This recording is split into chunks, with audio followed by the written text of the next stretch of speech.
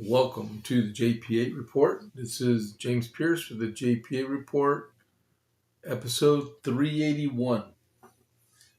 Good afternoon, everyone. This is James Pierce. I'm glad y'all are tuning in.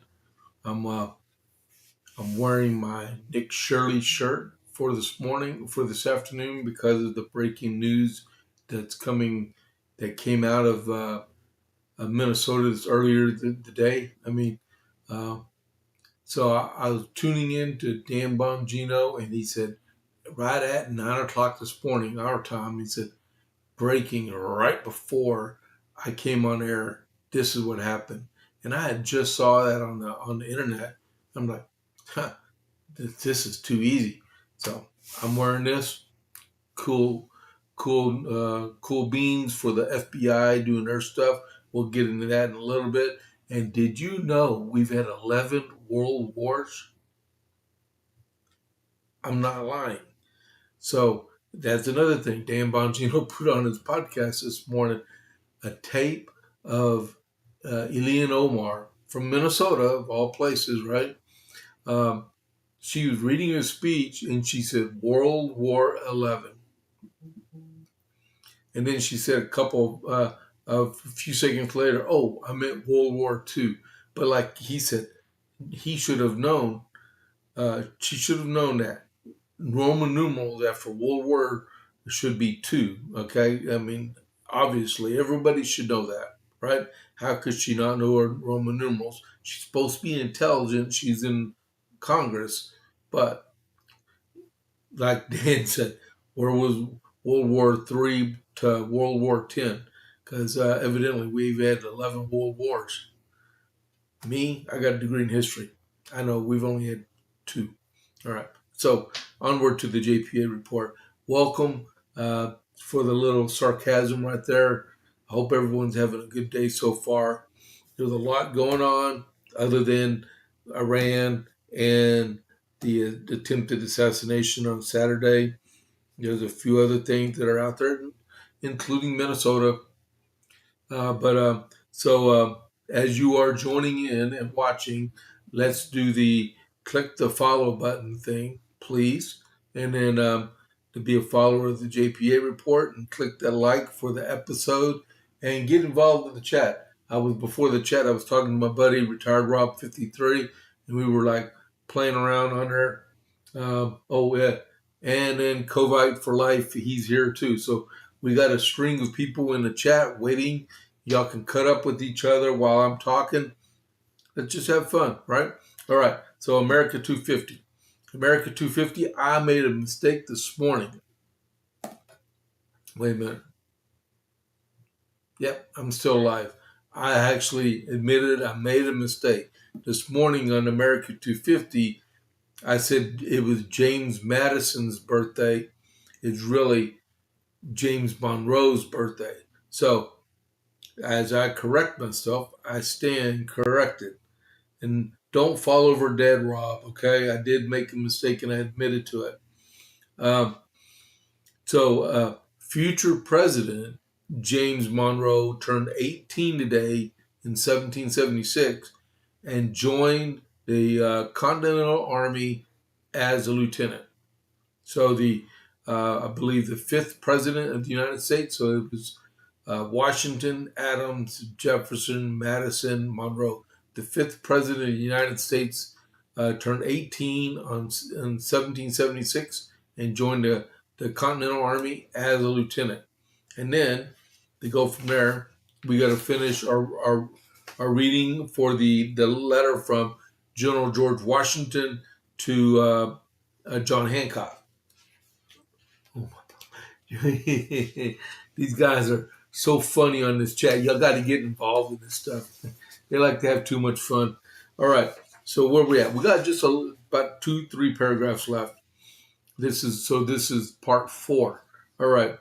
With the respect of sending more troops to that country, he's talking about Canada. With respect to sending more troops to that country, I am really at a loss what to advise, as it is impossible to know the designs of the enemy should they send the whole force under General Howe up the St. Lawrence River to relieve Quebec and recover Canada. The troops, he's talking about General Howe from the British Army, the troops gone and now going to be insufficient to stop their progress, and should they think proper to send that or an equal force this way from Great Britain for the purpose of possessing this city and securing the navigation of the Hudson's River, the troops left here will not be able to be sufficient to oppose them, and yet, for anything we know, I think it not improbable that they may attempt both being the greatest importance to them if they have men. I could wish, indeed, that the army in Canada should be more powerfully reinforced at the time that I am conscious that the trusting this important post, which has now become the grand magazine of America, to the handful of men remaining here is running too great a risk.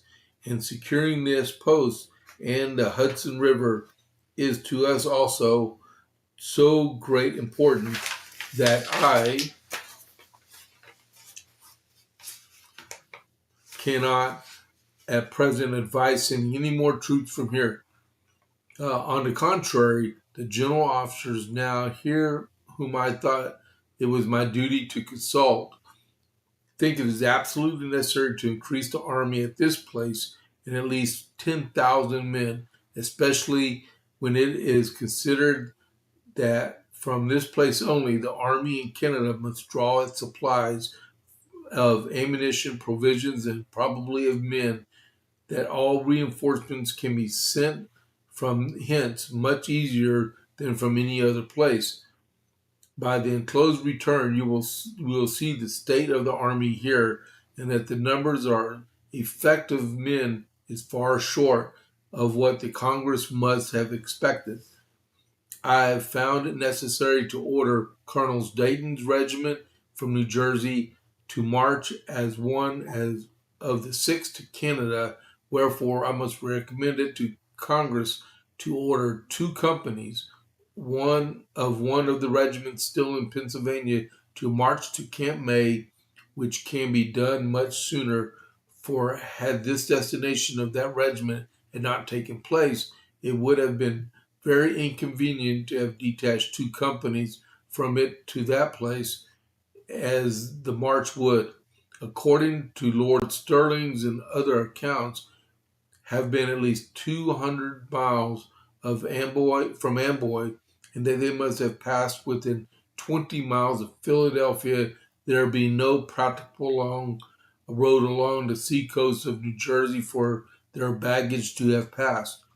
Dr. Potts, who is bearer thereof, was, I understand, appointed director of the hospital for these middle colonies, but the army being removed, with the general hospital from the eastward does in the course supersede him, he is inclined to go to Canada, where he may be very useful if a person is not already appointed for that department.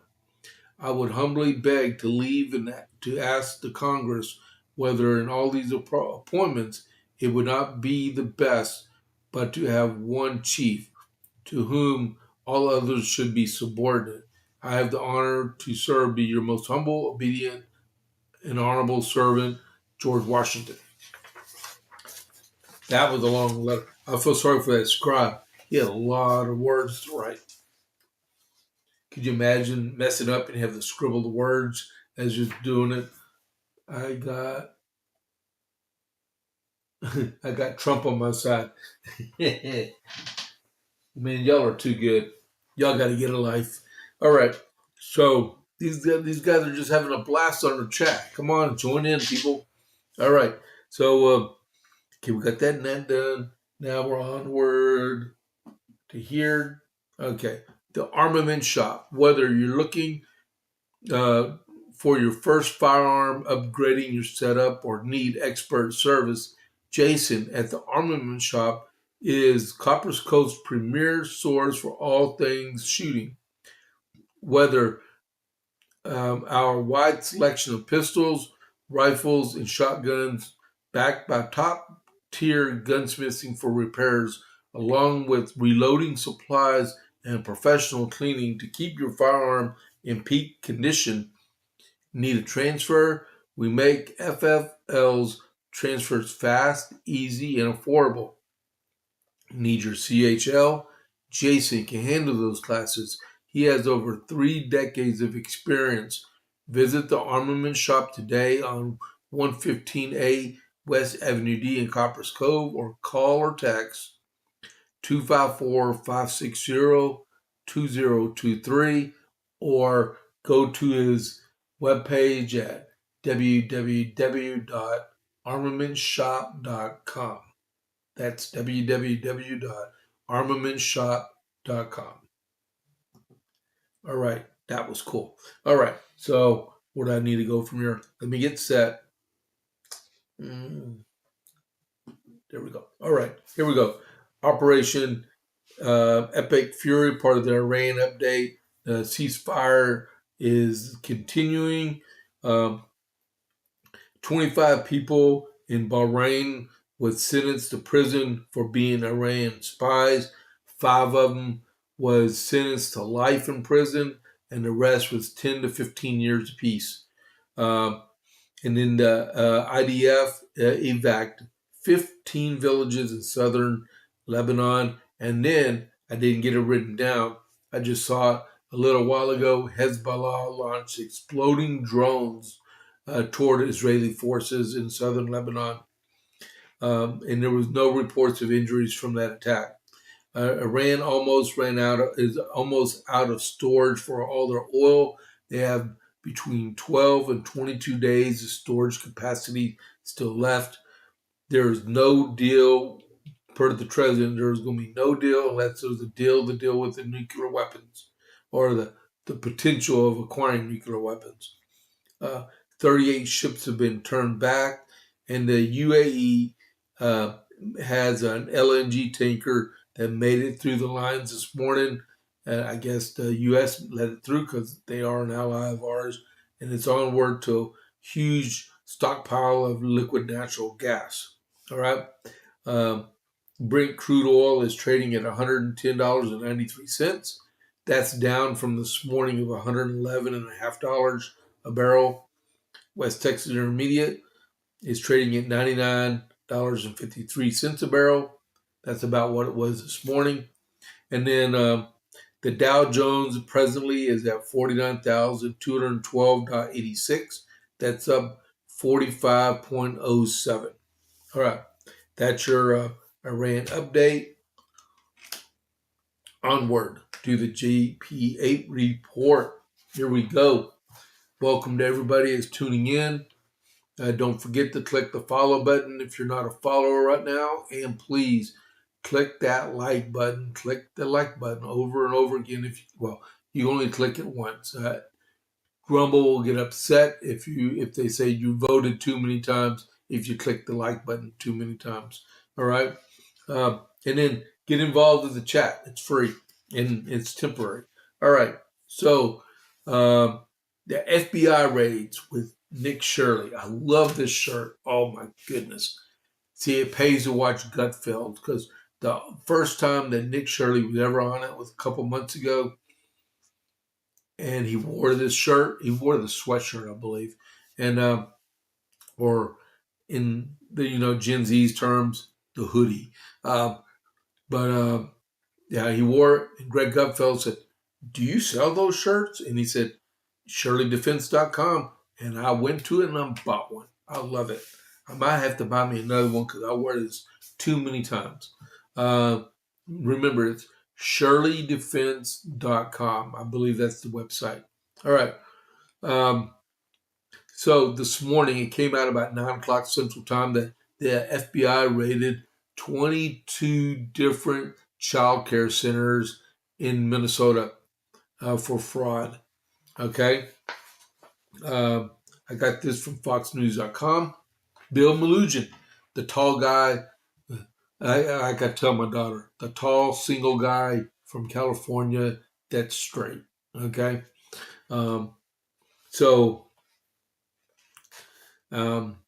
Let's see. Today, the FBI, with federal, state, and local law enforcement, is involved in a court-authorized law enforcement activity as part of an ongoing fraud investigation, DOJ spokesman said. Authorities executed 22 federal search warrants in Minnesota on Tuesday morning as part of an operation which is not immigration related, sources said. The raids center on federal fraud investigations into largely Somali-owned businesses, including childcare facilities that registered their daycare with the state, but were allegedly billing for care that was not provided. A picture of FBI agents.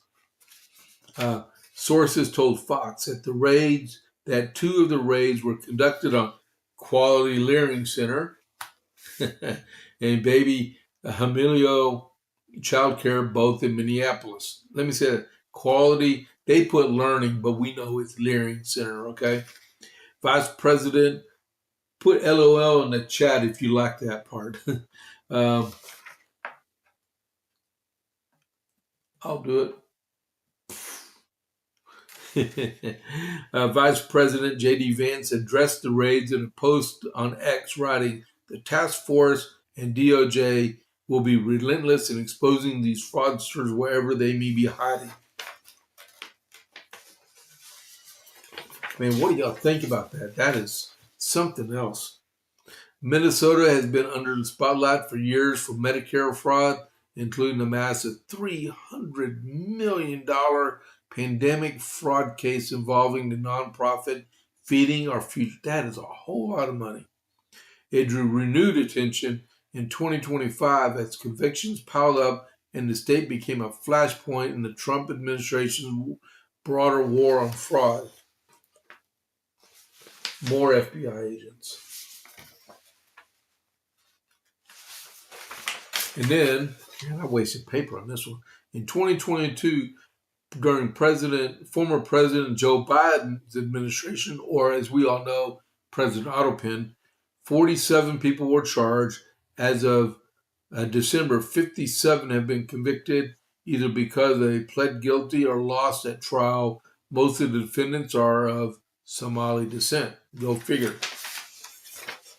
And a lot of this came to notoriety thanks to Nick Shirley. He went up there with this one other guy, and they were doing like James O'Keefe with these undercover videos. Well, his wasn't really undercover. He was knocking on doors looking for people and showing that they were actually lying to people. These daycare centers didn't even have people inside of them, and they were bilking Health and Human Services and these other departments for hundreds of millions of dollars. And it ain't just here. Go halfway across the country to the west, to the southwest, to Los Angeles, and you're going to see a whole lot more. It's unbelievable the stuff that's taking place in our country.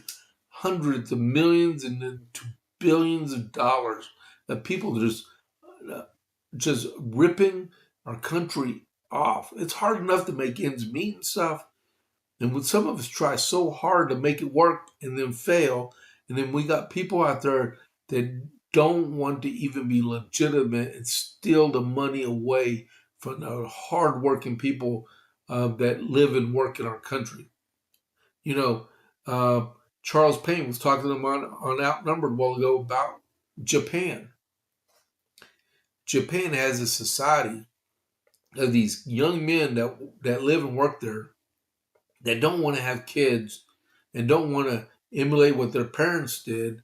And they're going to go from a population of 180 million people down to 80 within a few years because everyone's going to die off and they're not going to have the population to replenish itself because these people have no self-drive to get stuff done, right? And it's going to happen here too. We just got to watch ourselves and we got to change the mentality of the younger generation under us. The Gen Z, the millennials, the Gen Z, and the Gen Alphas, right? But that was something else to see that come across. 22 daycares were raided by the FBI this morning. Wow.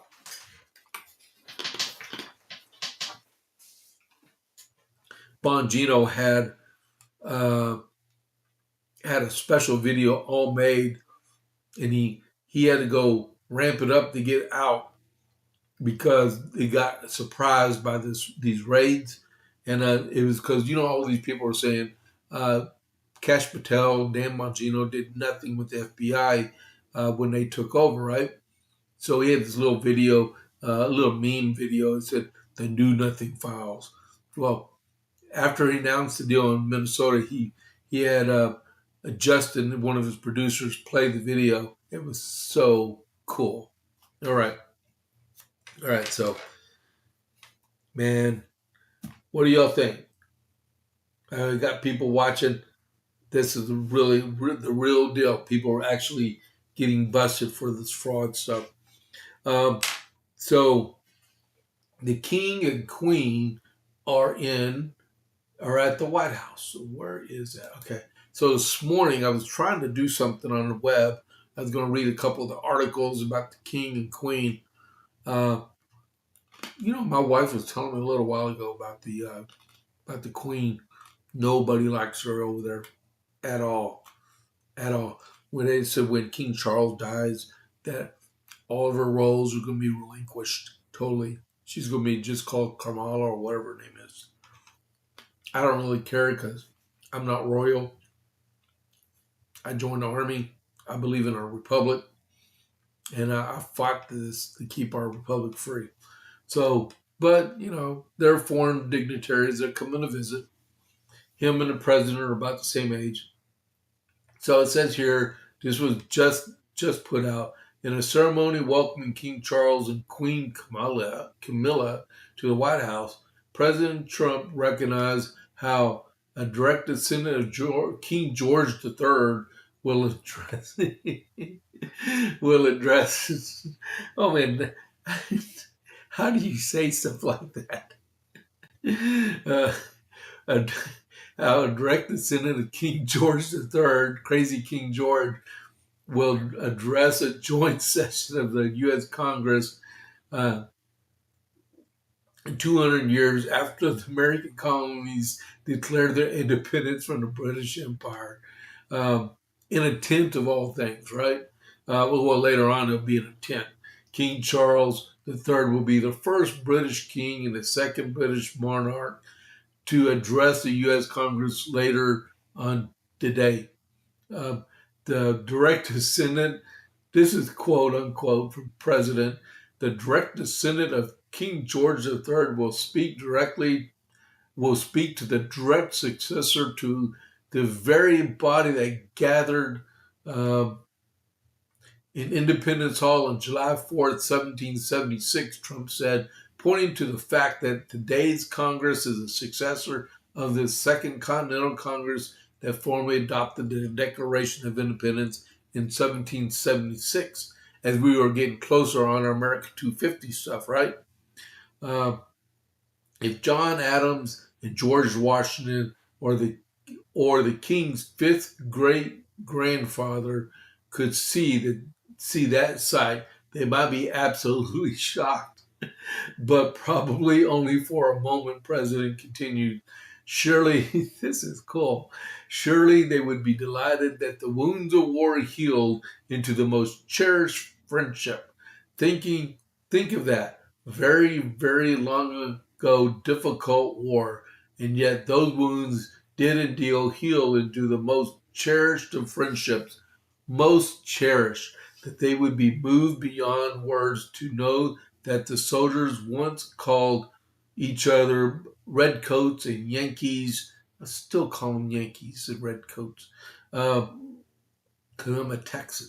And beyond to know what the soldiers who once called each other redcoats and Yankees became Tommies and GIs who together saved the free world as brothers in arms and brothers in eternity.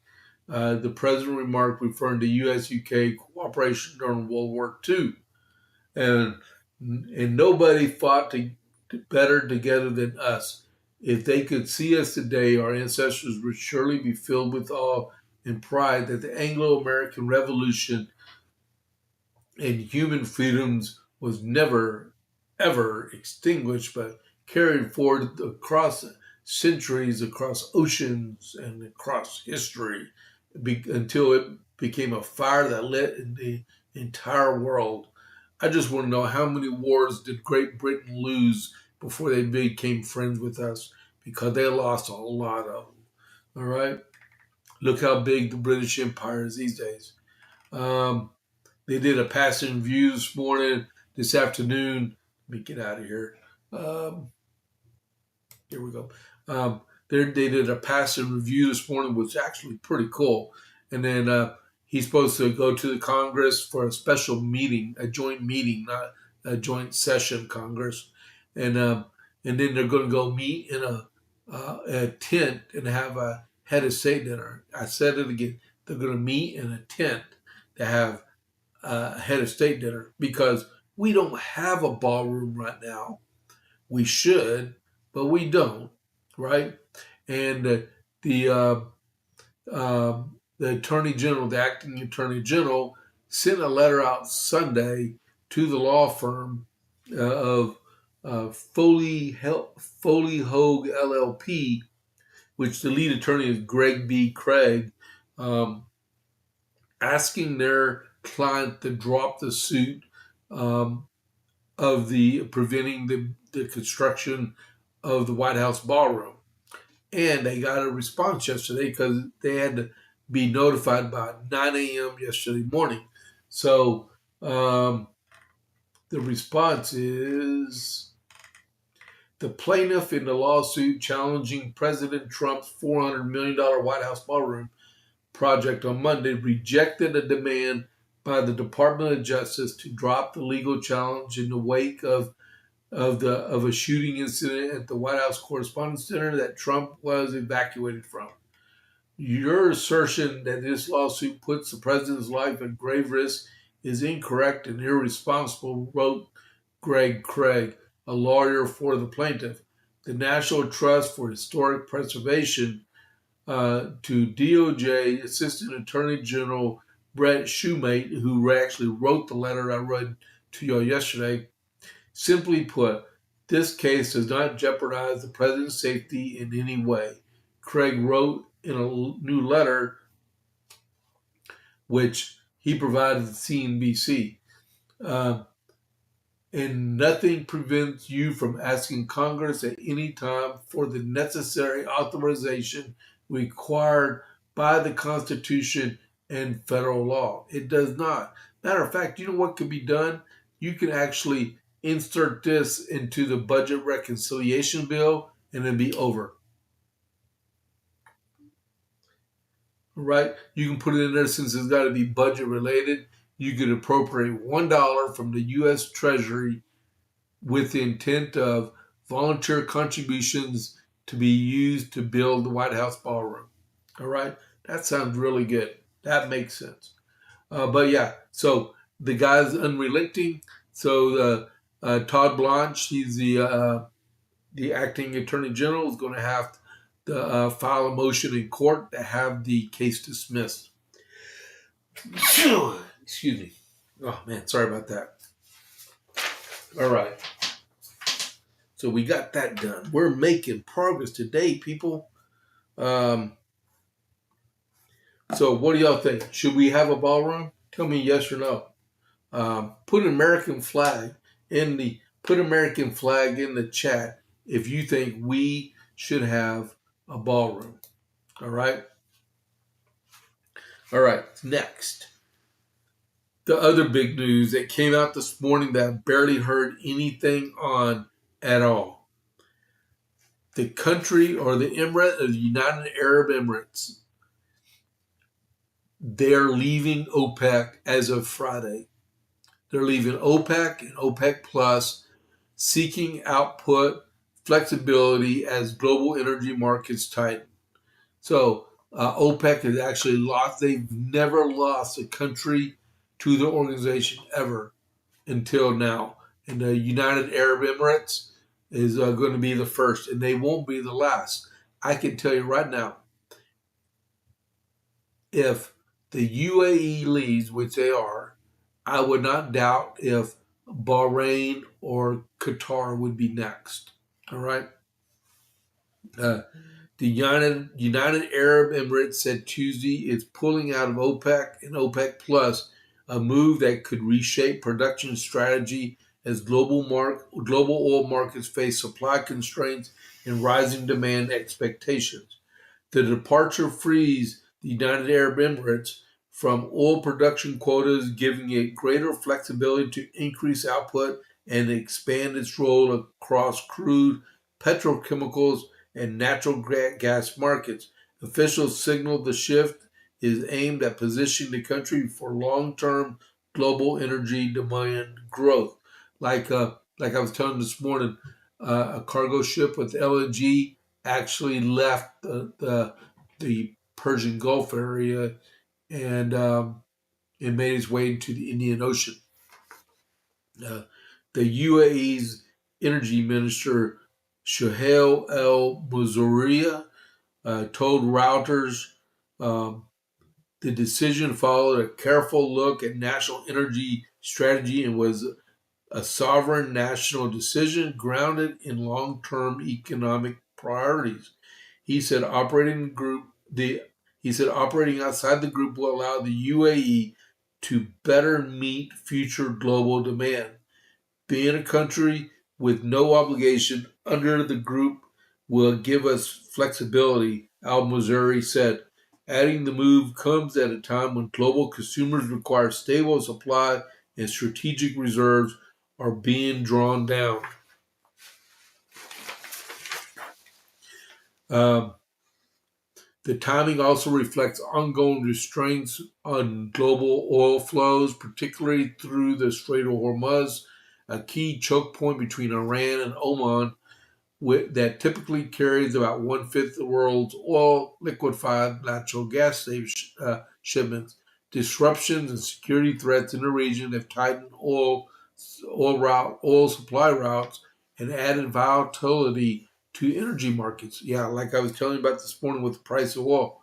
Al Mazari said the UAE did not directly consult with other producers, including Saudi Arabia, before making the decision. He added the country believes the move can be made without significantly disrupting markets, giving existing supply constraints. The exit raises questions about coordination among OPEC Plus producers, which have historically relied on production limits to manage global supply and influence prices. The UAE has been a long-time member of the group. UAE has expressed frustration with regional allies over their response to recent security threats. Anwar Gargash, diplomatic advisor to the UAE president. Hold on, we got breaking news. Oh, man. Hold on, let me see what this breaking news is. Hold on. U.S. Marines board vessels. Okay, let me read that totally. Um,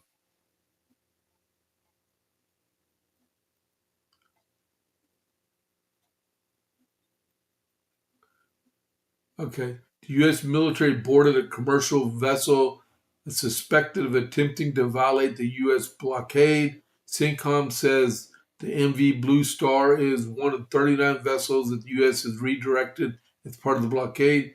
Earlier today in the Arabian Sea, U.S. Marines from the 31st MU, that's Marine Expeditionary Unit, boarded the Blue Star 3, a commercial ship suspected of attempting to transit to Iran in violation of the U.S. blockade of Iranian ports.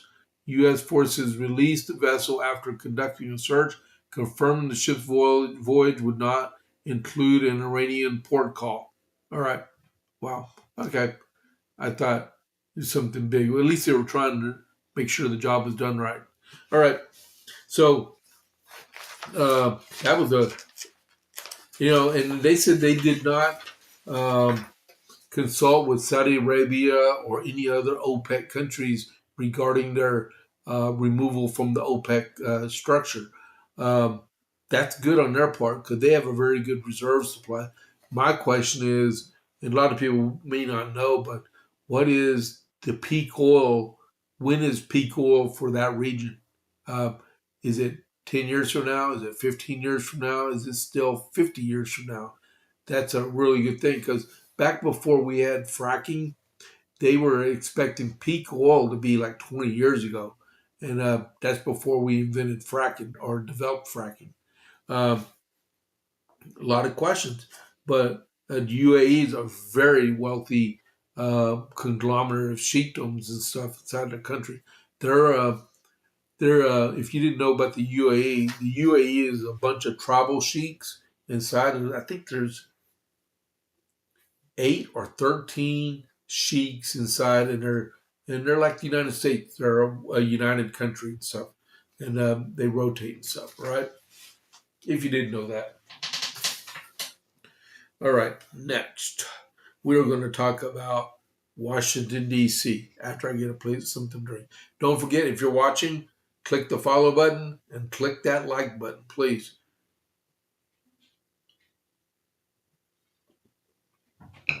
All right, I'm back. I am back. All right, so if we're doing that right now, we're in the middle of the podcast. We're 36 minutes in, and let's see here. Let's see if I can do an ad read, which it's not letting me do one right this minute. I'm going to refresh one more time. Oh, there we go. I am going, okay, stand by.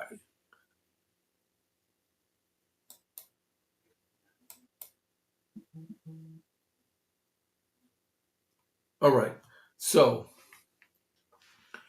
they can freeze your accounts, they can shut off your cards, lock you out of your own money overnight. Banks don't protect you, they control you. That's why real financial freedom starts with ownership.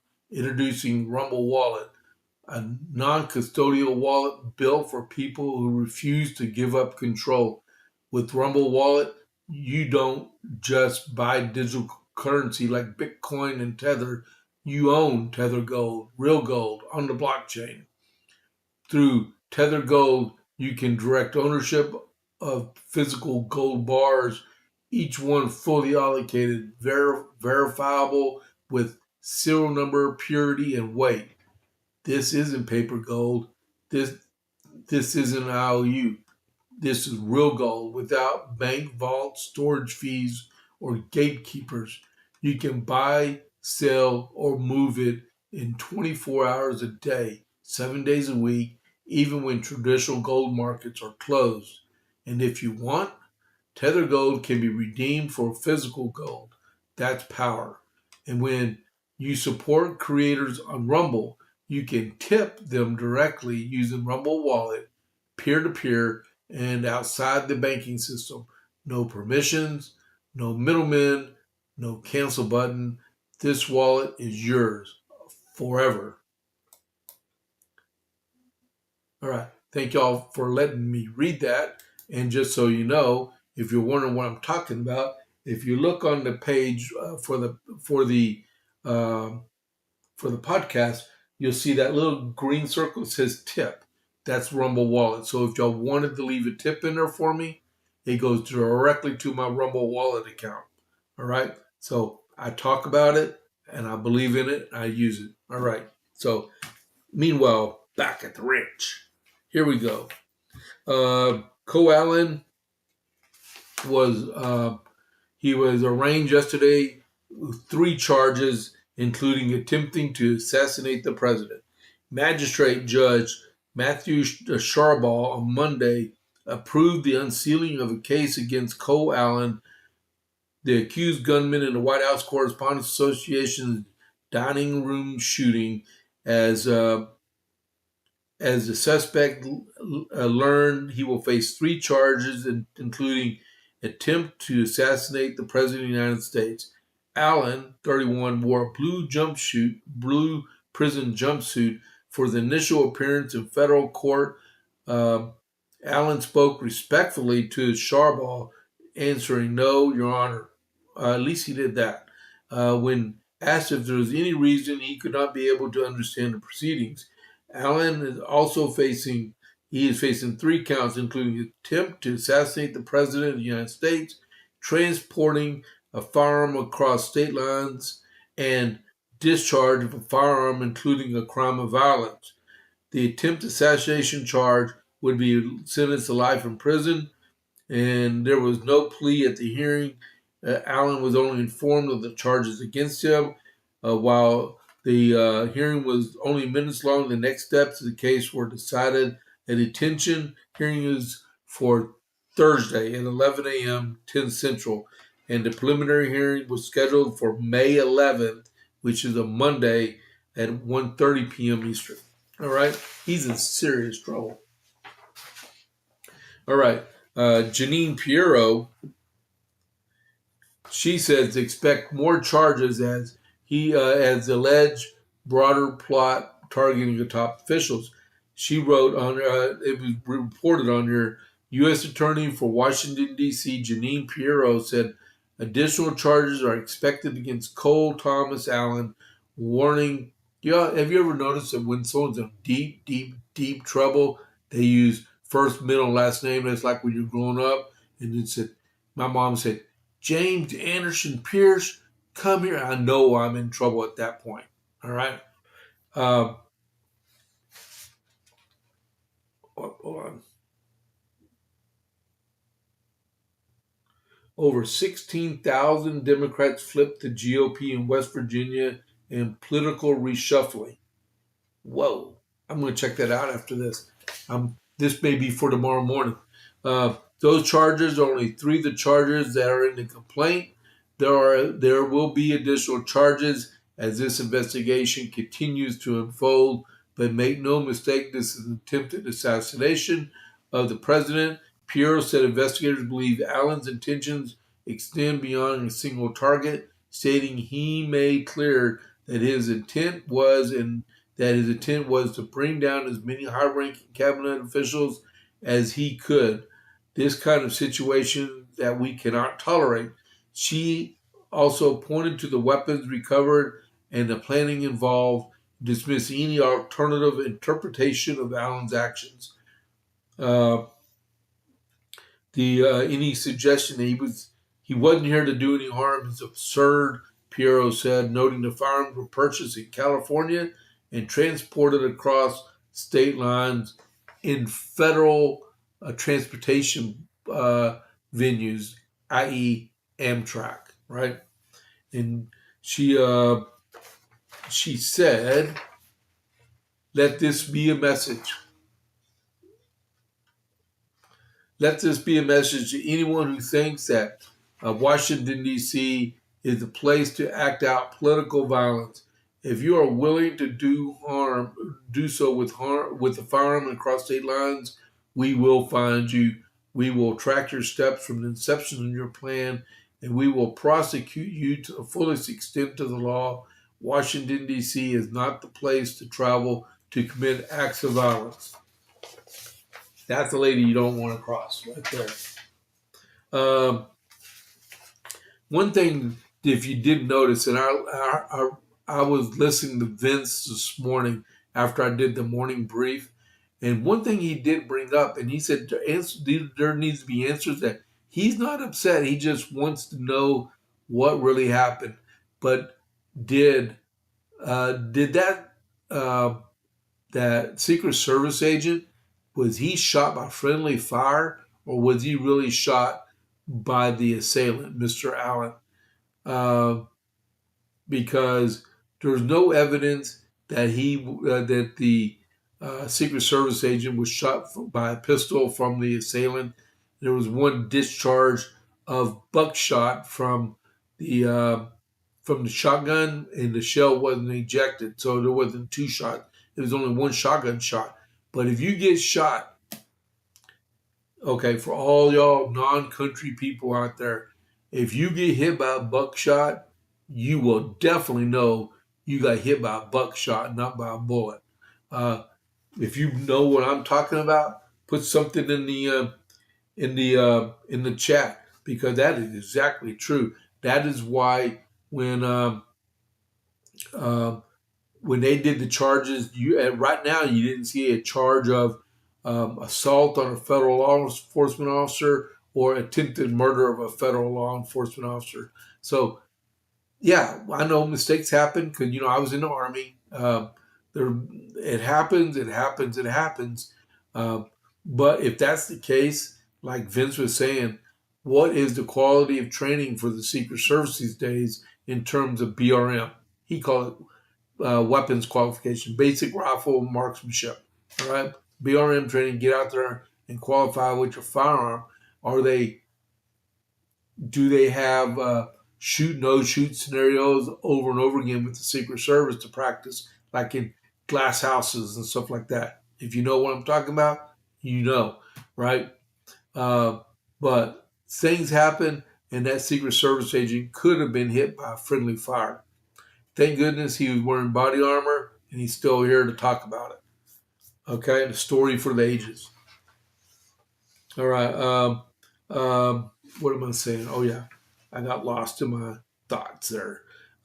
Acting Attorney General Todd Blanche said the Justice Department is moving swiftly in response to the alleged assassination attempt on President Donald Trump, stressing that political violence has no place in civic life and will be met forcefully with accountability under the law.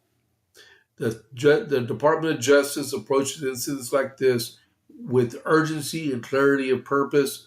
Uh, Blanche said, violence has no place in civic life. It cannot and will not be used to disrupt democratic uh, institutions or intimidate those who serve with them. And it certainly cannot continue to be used against the President of the United States. And Blanche said the investigation is ongoing and pledged measure, but with firm response, adding, "We are investigating this matter fully, and we will apply the law fairly, and we will ensure that accountability is swift and certain." All right. Hats off those. Let them keep going. Uh, let's see. What are we doing on time? It's 12:47. We're doing fine. Um, you know what? We've talked enough about this one. We'll go to the next one. All right. Caroline Leavitt yesterday was on the podium at the White House press office giving a press conference. Yesterday was supposed to be her first day of maternity leave. She was like 3 feet to the right of the president on Saturday night when everything transpired. Like I was telling my wife, I'm surprised she did not go in labor when that stuff erupted Saturday night. But she didn't, which is good. So she ripped the left into a left-wing cult of hatred against Trump. White House Press Secretary Caroline Leavitt exhortated what she described as a left-wing cult of hatred and fueling political violence in the wake of another alleged assassination attempt on President Donald Trump at the White House Correspondents' Dinner. Leavitt told reporters at a press briefing Monday afternoon that political violence against Trump stems from systematic demonization of him and his supporters by commentators, yes, by elected members of the Democrat Party and some in the media. This hateful, you should have heard Nick Fuentes. Graham Allen was playing him this morning, and it was full of hate and vile. He's a flat-out racist piece of trash. Not Graham, the other guy. This hateful and constant and violent rhetoric redirected at President Trump day after day after day for 11 years has helped to legitimize the violence and bring us to this dark moment. Leavitt said left-wing cult of hatred nearly got Trump and others killed Saturday night during the event. Those who constantly falsely label and slander the president fascist as a threat of democracy and compare him to Hitler to score political points and fuel this kind of violence, she said. The left-wing cult of hatred against the president and all those who support him and work for him has gotten multiple people hurt and killed, and it almost did it again this weekend. Levin described Trump as fearless in the face of such threats, though said that we should not live in a country where there's a constant fear of political violence permeates our society every single day. She's absolutely correct. See you later, Rob. Rob's got to leave. We can and we should have fierce disagreement in this country. Levitt said, as you know, we disagree. Often myself in this role and all you in the news media, but those disagreements must remain peaceful. Debating, peaceful protesting, and voting are how we need to settle disagreements, not bullets. She's absolutely correct, and I'm really sure she's a great mom and going to be a great another mom also. She's supposed to have a baby girl if you didn't know. All right, hold on just a second here.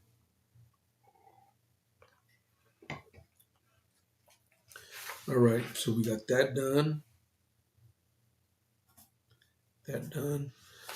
Jeffries won't stop. We got this one. You know what? Before I read this one, because I am running out of time, I got some really cool, two really good ones I want to read before I go into that. So, we all know about Eric Swalwell resigning from Congress. We know about Tony Gonzalez resigning from Congress. We know about Sheila, I think that's how you pronounce it, McCormick resigning from Congress. The next victim, or well, he did it to himself. But Corey Mills is supposed to be getting kicked out of Congress, and so far, I think they're having a problem getting enough votes to evict him out. So far, right? How do you speed up the matter?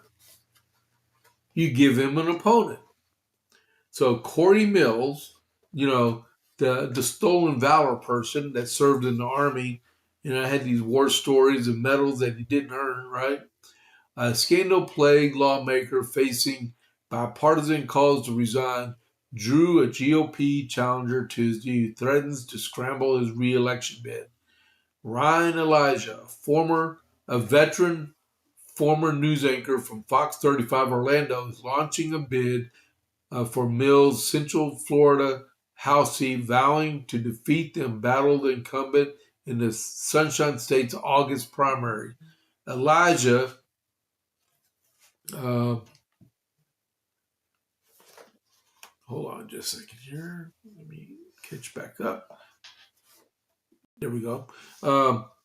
Elijah told Fox News that Republican voters should have an alternative to Mills, who is facing allegations of sexual misconduct, campaign finance violations, among other improprieties. People in the 7th District want another choice. Elijah called the allegation against Mills serious and said the House Ethics Committee should continue to investigation into the incumbent's alleged misconduct. The panel announced last week that its only active investigation related to sexual misconduct and or dating violence in the Mills probe. The committee has not indicated when it plans to wrap up the investigation into Mills, which began in November. Since they've cleaned the slate with the other three, they might as well just jump forward, right? The committee has not indicated when it plans to wrap up. I just read that one. Mills allegedly threatened to release nude images and videos of an ex-girlfriend after the relationship ended, leading a judge to bar him from contacting that individual. I thought that was against the law. He was also involved in the alleged domestic violence incident that drew the police response in Washington, D.C. last year. The incumbent has denied any wrongdoing, has not been criminally charged. I've never been indicted for anything, Mills told Fox News. Everything has just been an accusation and allegation. Elijah, a 20-year Florida resident, had said he decided to challenge Mills after receiving overwhelming support from community leaders in the district to jump into the race. He has characterized Mills as vulnerable in a general election, setting who could put the GOP in danger of losing the Republican-leaning district in November's midterm elections. Democrats are notably targeting Mills as a top flip opportunity in the Sunshine State until they get done in Tallahassee about redistricting. There's obviously a chance we could lose the seat, Elijah said, if Mills is the Republican nominee. The nonpartisan Cook political downgraded Mills' re-election bid solid to likely. They did that in February. Mills' campaign entered April with $115,000 in the bank and is more than $2 million in debt, according to recent Federal Election Commission filings. Former NASA Chief of Staff Bale Dalton, Mills' leading Democrat challenger, ended 2026 fundraising with $464,000 in cash on hand. Mills is running for a third term with President Trump's endorsement, which I don't think will be very much longer, which can be consequentially be competitive in the primaries. Elijah said he would still vie for the president's support. I'm not going against the president's endorsement or even against the party. I'm going for both of those. Elijah told Fox News, right now I'm just focused on getting out of the gate and talking to people, and we'll see where the chips fall. Mills is also facing potential expulsion from Nancy Mace, who has yet to force a vote on removal measure. The House members facing misconduct allegations from Congress in April to avoid potential expulsion votes.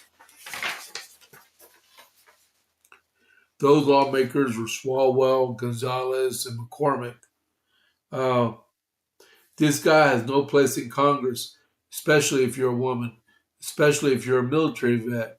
What he has done is shameful, and at some point we've got to take responsibility for ourselves, Mace told Fox News. If we're going to hold the left accountable, we got to hold the right accountable also. Asked whether Mills should resign, Elijah said members of Congress who could force the issue, and there's a lot of calls for him to resign. Obviously, decided he wasn't going to, and he's going to fight it out at this point. So I think his fate is in the hands of Congress. So Mace's measure accuses Mills of misrepresenting his military service and illicit involvement in federal contracts and as a sitting lawmaker. All right? So, yeah, he's definitely a stolen valor guy. I've read about what he's done. All right. So, in the next one I wanted to talk about, I don't care if we go over time or not, Michigan governor hopeful. She's the Michigan Secretary of State, Jocelyn Benson. She used to be the chief of staff on the Southern Poverty Law Center. She said she hit back at Republican attacks Friday after the state GOP demanded answers from her about her past work with the indicted SPLC. Benson is a former volunteer and later board member of the SPLC, which was indicted Tuesday on 11 counts, which is Tuesday last week. 11 counts of accusations that fraudulently paid members of extremist groups like the KKK and those tied to the 2017 Unite the Rally in Charlottesville. Acting Attorney General Todd Blanche said the SPLC paid members of those extremist groups so he could create a work product that reported on these activities. Jocelyn Benson regularly touted her experience as a leader of the SPLC, a group that the Department of Justice has secretly funneled money to the KKK and other hate groups they are purportedly tracking. The Michigan Republican Party posted on its X account on Friday. What did Jocelyn know, and when did she know it?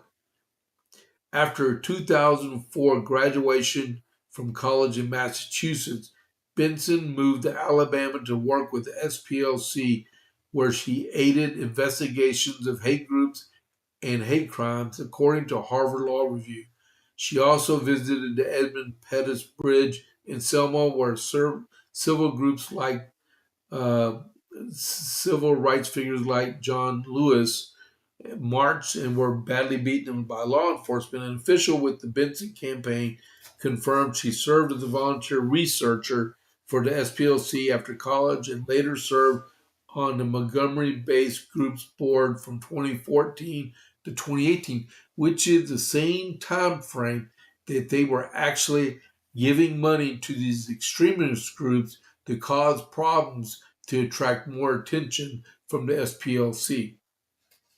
And I know the SPLC hit back at the Department of Justice this morning, but it took them a week and a half to actually answer the allegations that were laid up against them. So they had to figure out something, right?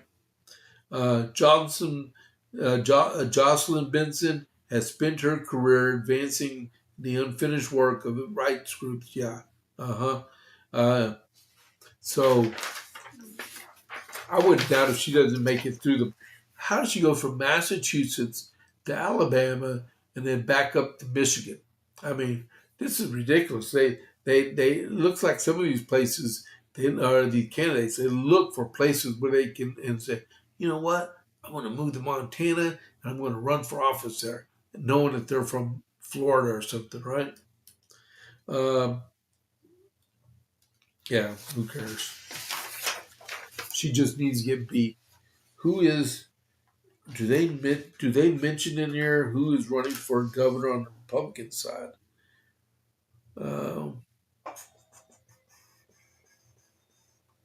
The Michigan GOP chair Jim Runstad told Fox News that the SPLC board coincided with the time frame in which the DOJ alleged the group was Benson, more Benson.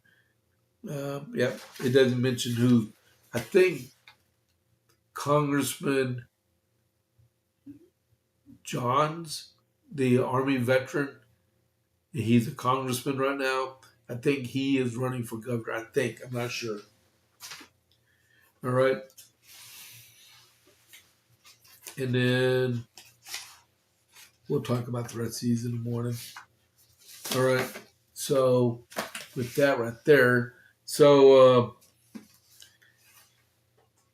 this coming Saturday, we have a Republican meet and greet at the feed mill in Gatesville at 11 a.m. For our runoff elections for County Commissioner 2, County Commissioner 4, and the county judge seats, right?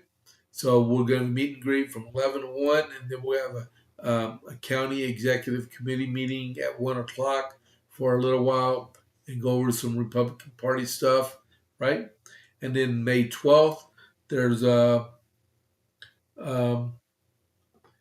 is another meet and greet at Giovanni's in Coppers Cove at 6 p.m. That is in coordination with the Coppers Cove Conservative Club, the group that I helped form. And like I said, it's going to be at 6 p.m. We were trying to get one of our state representatives there, but she is committed at this point, and we still can't get her there. All right. So I'm back on here. Then with that, the early vote for the runoff is from the 18th to the 22nd of May. And then the 26th is the actual runoff election day. And if you are in Texas and you're involved in municipal elections, The last day for early voting is today, and all early voting is from 7 a.m. to 7 p.m. And election day for the municipal elections uh, is this Saturday from 7 a.m. to 7 p.m. All right. So that is the JP8 report for today. If you are looking to contact me or see some of my social pages, I am on X at James Pierce Jr. I'm on Facebook at James A. Pierce Jr. I'm on YouTube at the JP8 Report 67. I'm on True Social at James A. Pierce. And you can send me an email at the JP8 Report at gmail.com. All right. So, like I said, that is the JP8 report. I got about 4 articles. Um, I got stuff I got to do, and I got to prep for some stuff, but that's all right. We did a good job today on a lot of this stuff. Uh, let's hope everything goes well with the tent based. Uh, oh wow! Breaking news: James Comey just got indicted again. It hasn't come across my watch yet. Okay, so before I let y'all go, since we're dealing with that just right now, I'm going to go back to the news. Refresh.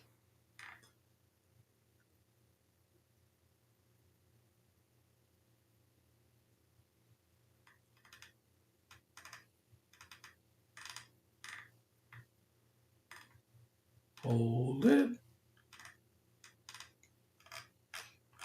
Okay, so Fox News said there's breaking news, but I can't find the breaking news. Okay, breaking news, Comey indicted again. Okay, hey, before I let y'all go, I'll read it from my phone, okay? All right, so,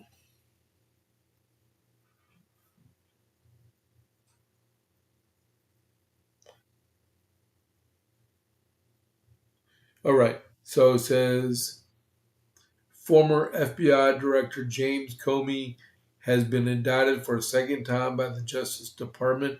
Fox News has learned his time in relation to the Instagram. Whoa.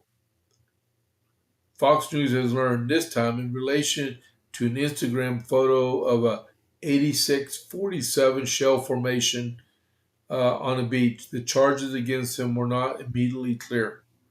This is breaking news. Please check back later for updates. Wow. Okay. I tell you, man. All right. So I got a couple more minutes with me then on that one. All right. So I'll get on top of that in the morning. All right. So thank y'all very much for Representative Anelia Mejia makes $25 minimum wage her first act after landslide victory. Okay, sure. Put it like 500,000 small businesses out of business. All right, y'all have a great day. I'm running out of time here. This is James Pierce with the JPA report. I'll catch you on the flip side. I'm out.